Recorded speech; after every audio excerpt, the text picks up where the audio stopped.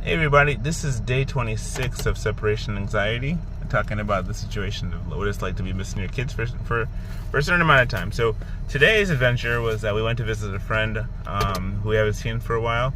We actually met one of our dear friends back in, we met her for the first time. She was like an 82-year-old lady. Now she's older. She's like 89 right now.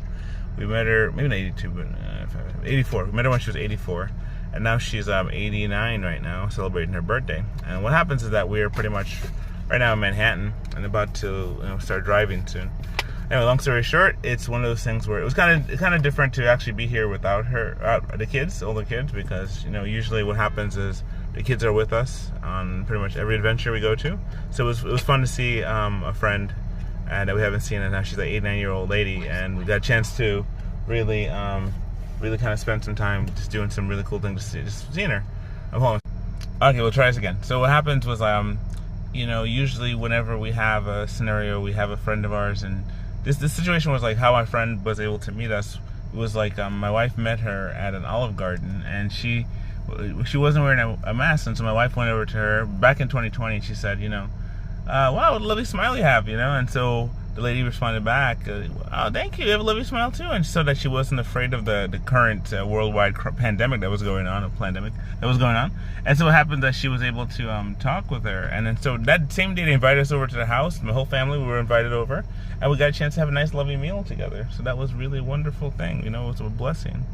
And so we were just kind of thinking about like how, people don't normally do that, they invite strangers to their homes. And she said, well, her friends were all afraid to come over and visit, so she was very lonely during the time. So she invited us to come over, and so we went over and became friends ever since. So when we went to Florida 2 years later, we went to visit her, and so we've been friends. So last year she invited us, to her 88th party, and then so to this time it's her 89th party, and so we met her like 5 years ago. So it's amazing. So long story short, one of the things I think is amazing is that, whenever you have it like a scenario of when you sacrifice something in the present for something in the future, you gotta make sure that whatever you sacrifice is good, because here two of my kids are not here, just upstate doing, working on their stuff.